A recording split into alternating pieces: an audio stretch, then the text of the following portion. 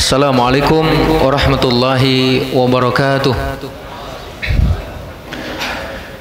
Alhamdulillahilladzi nahmaduhu wa nasta'inuhu wa nastaghfiruh wa na'udzu billahi min syururi anfusina wa min sayyiati a'malina may yahdihillahu fala mudhillalah wa may yudlilhu fala hadiyalah. Asyhadu an la ilaha illallah wahdahu la syarikalah wa asyhadu anna Muhammadan abduhu wa rasuluhu la nabiyya wa la rasula ba'dah, amma ba'd. Al-ikhwah hafizakumullah. Pada malam kali ini insyaallah kita akan menyampaikan beberapa hal berkaitan dengan pelajaran yang akan kita ambil dari permusuhan orang-orang Quraisy terhadap dakwah Nabi Muhammad sallallahu alaihi wasallam. Kita tahu bahwasannya tidak ada seorang nabi pun kecuali pasti akan memiliki musuh ataupun orang yang membenci dakwahnya.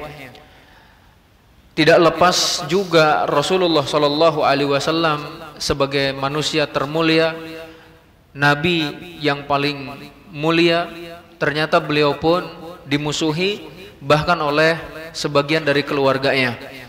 Maka ikhwa azakallah, Rasulullah Shallallahu Alaihi Wasallam ketika mulai berdakwah, baik secara sembunyi-sembunyi ataupun terang-terangan, orang-orang Quraisy mereka mulai menolak apa yang didakwahkan oleh Rasulullah Sallallahu Alaihi Wasallam, dan ringkasnya mereka menolak 4 seruan Rasulullah Sallallahu Alaihi Wasallam.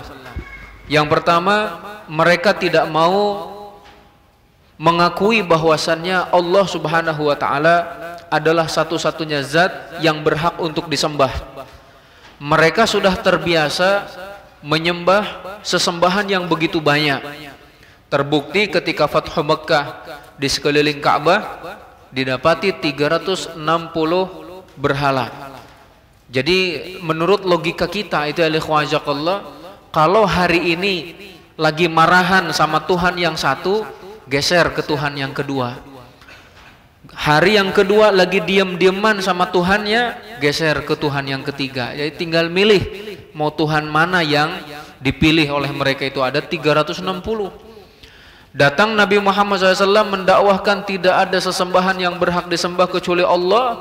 Mereka menyatakan ini adalah perkara aneh, nggak mungkin Tuhan yang banyak dijadikan satu Tuhan saja. Ini yang pertama.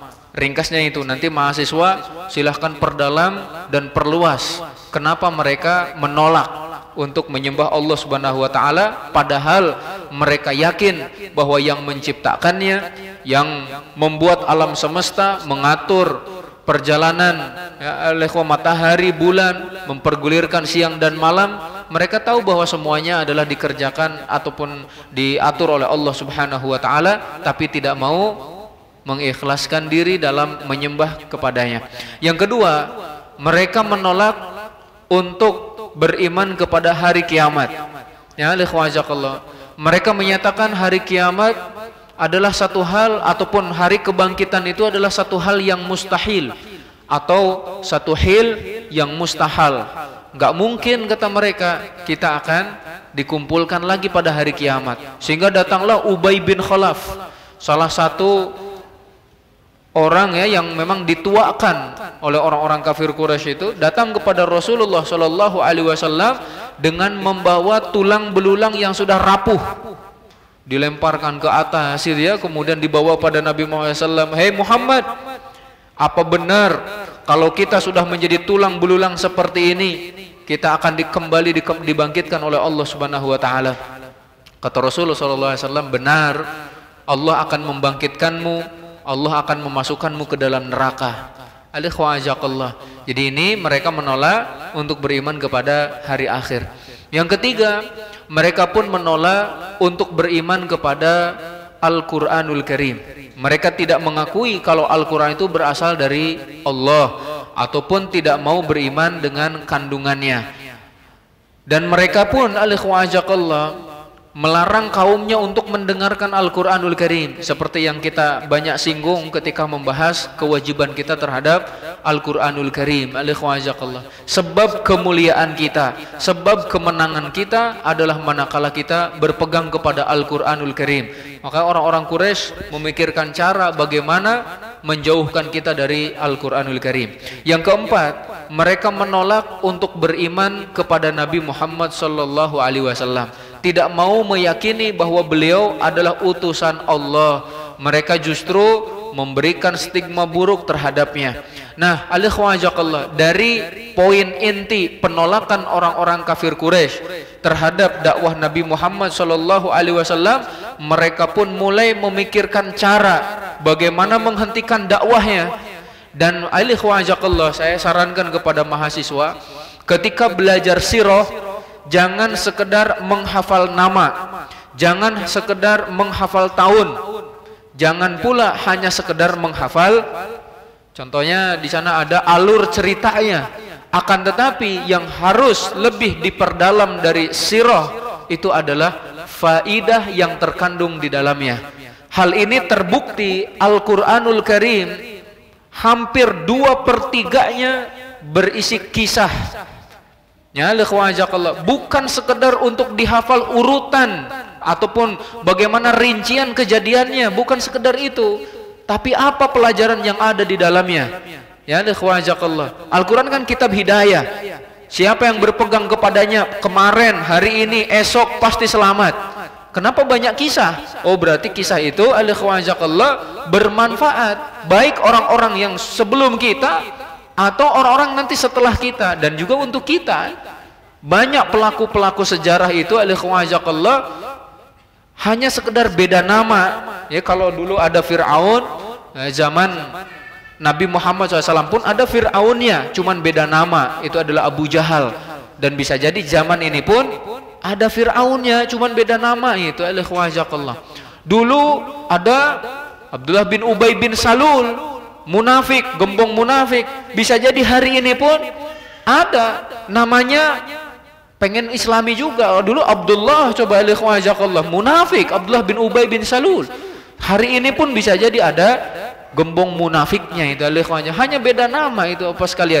Karena itu jika mempelajari sirah, jangan sekedar menghafal nama, tahun, urutan kejadiannya, tapi juga pelajari kandungannya. Orang-orang kafir Quraisy memikirkan cara untuk menghentikan dakwah. Ternyata mereka memilih beberapa cara. Yang pertama, mereka berusaha mendekati orang yang paling membela Rasul sallallahu alaihi wasallam agar tidak lagi membelanya. Siapa itu? Abu Thalib. Didatangi Abu Thalib, dirayu, bahkan ditekan biar tidak lagi membela Nabi Muhammad SAW. Tapi ternyata Abu Thalib membelanya. Orang-orang kafir Quraisy memikirkan cara lagi. Akhirnya membawa orang yang sangat tampan, cerdas, dibawa kepada Abu Thalib. Kata mereka, "Hei Abu Thalib, Muhammad berikan kepada kami ini nih anak yang tampan, cerdas buat engkau." Kata Abu Thalib, "Gimana? Kalian dungu apa gini ya?" Kalau bahasa kita itu Allah. Masa saya disuruh ngurus anak orang, anak sendiri malah diberikan kepada kalian untuk dibunuh? Nggak mungkin, kata Abu Thalib. Masya Allah, dijaga oleh Abu Thalib. Cara pertama gagal. Ya, mereka mikirin lagi cara selanjutnya menghentikan dakwah Rasul, yaitu adalah dengan mulai menyematkan kata-kata kotor ataupun nama-nama yang tidak layak kepada Rasul Shallallahu Alaihi Wasallam. Tujuannya agar dakwahnya tidak diterima. Nabi Muhammad disebut tukang ramal, Nabi Muhammad disebut dukun ataupun disebut pembuat syair, disebut juga tukang sihir. Tapi mereka nggak ada yang setuju. Cuman kata mereka, memang semua nama ini tidak ada yang pas bagi Nabi Muhammad SAW. Tapi kita harus nyebut pokoknya itu. Dia memang bukan tukang ramal, bukan dukun, bukan tukang sihir, bukan pembuat syair, tapi harus ada nama yang disematkan kepada beliau. Nah, mungkin hari ini pun kayak gitu, Bapak sekalian. Sebenarnya nggak cocok bagi seseorang itu mendapatkan label seperti ini. Tapi mau nggak mau, harus, pokoknya harus.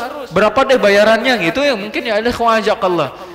Akhirnya disebut, yaudah Muhammad sebut saja tukang sihir. Yang disebut tukang sihir. Berbagai sebutan buruk pun disematkan kepada beliau, tapi mereka pun tetap meyakini bahwa beliau tetap tidak layak katanya mendapatkan sebutan seperti ini. Ini pun panjang lebar disebutkan oleh para ulama sirah. Saya ringkas yang ketiga. Setelah menggunakan cara menghina, mengejek, memojokkan, memberikan stigma buruk terhadap Rasulullah SAW, maka yang selanjutnya mereka memikirkan cara adalah dengan melakukan kekerasan, tindakan ataupun fisik kepada para sahabatnya sampai kepada Rasulullah Shallallahu Alaihi Wasallam. Ini adalah konsekuensi dakwah Bapak sekalian. Ketika dengan kata-kata sudah, maka ketika mereka sudah memiliki kekuatan, mulailah melalui serangan fisik. Dan juga yang mereka lakukan oleh orang-orang kafir itu terlihat ketika peristiwa hijrah. Apa yang dilakukan oleh orang-orang kafir guna menghentikan dakwah Rasul? Di antaranya adalah merampas harta. Itu dilakukan oleh orang-orang kafir. Suhaib Ar-Rumi mau hijrah, dicegat. Kamu dulunya orang miskin katanya, sekarang jadi orang kaya. Kamu mau ikut hijrah? Nggak bisa, kecuali semua hartamu ditinggalkan. Masya Allah. Akhirnya hijrah tanpa membawa apapun, dan ketika hartanya ditinggalkan, diambil oleh orang-orang kafir itu, dirampas. Ada budaknya diambil juga. Ini pun mungkin dilakukan oleh orang-orang tanda kutip, Quraisynya zaman sekarang Quraisy kafirnya zaman sekarang. Wallahu a'lam bishawab. Kemudian juga yang dilakukan oleh mereka bukan sekedar itu, tapi juga memisahkan antara suami dengan istri dan anaknya. Ini terjadi kepada Abu Salamah dengan Ummu Salamah dengan anaknya Salamah bin Abi Salamah. Ini uniknya kalau orang-orang Arab itu ngasih nama anak dengan namanya sendiri. Bahkan atau nama anak itu dikasih nama kakeknya. Abdullah contohnya, Abdullah ibni Muhammad ibni Abdullah. Biasa seperti itu. Bahkan ada juga syekh yang pernah ke al-Islam, Syekh Ali bin Ali bin Ali bin Ali Luqom. Masya Allah. Jadi nama dia, nama bapaknya, nama kakeknya, nama uyutnya Ali semuanya. Masya Allah. Tapi kalau di Indonesia ngaku muslim tapi namanya kadang aneh-aneh Wallah alam bishawab. Jadi terjadi kepada Abu Salamah, Ummu Salamah dan anaknya. Ketika akan hijrah, Abu Salamah dengan membawa istri dan anaknya itu dicegat oleh kabilahnya itu. Kata mereka, nggak mungkin kamu hijrah bersama keluargamu. Sekarang kalau kamu mau sendirian saja, silahkan pergi sendiri. Abu Salamah akhirnya dipisah dengan istri dan anaknya. Kata kabilah istrinya itu kalau memang kalian wahai Bani Mughirah memisahkan suami dengan istrinya, jadi Ummu Salamah nggak boleh ikut, maka kami dari kabilah istrinya itu tidak akan membiarkan anaknya bersama Ummu Salamah. Akhirnya diambil juga anaknya tuh. Jadi terpisah tiga orang ini. Abu Salamah berangkat hijrah, Ummu Salamah sendirian, kemudian anaknya dibawa oleh kabilah dari istrinya itu, terpisah. Ummu Salamah menceritakan, setiap hari saya berjalan menuju sungai melihat itu barangkali ada yang mau menjemput saya menangis. Terus hal itu saya lakukan selama sekitar 1 bulan. Masya Allah. Menunggu barangkali ada yang mau jemput saya untuk hijrah ke Madinah.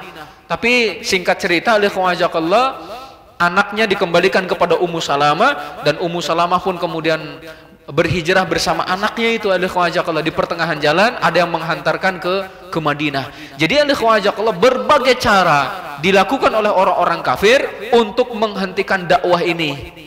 Kalau berhasil dengan cara yang satu, ya alhamdulillah, bukan alhamdulillah, mereka senang. Innalillahi itu mereka senang. Tapi kalau tidak berhasil, mereka mencari cara yang lain. Nah, pelajarannya coba kita pikirkan dengan masa-masa yang kita lalui saat ini. Apakah mungkin cara ini masih digunakan oleh orang-orang kafir untuk menghentikan dakwah Islam ini? Jazakallahu khair. Mudah-mudahan ada manfaatnya. Yang benar tentu datang dari Allah, yang keliru dari saya dan dari syaitan. Saya bertaubat pada Allah Subhanahu wa taala.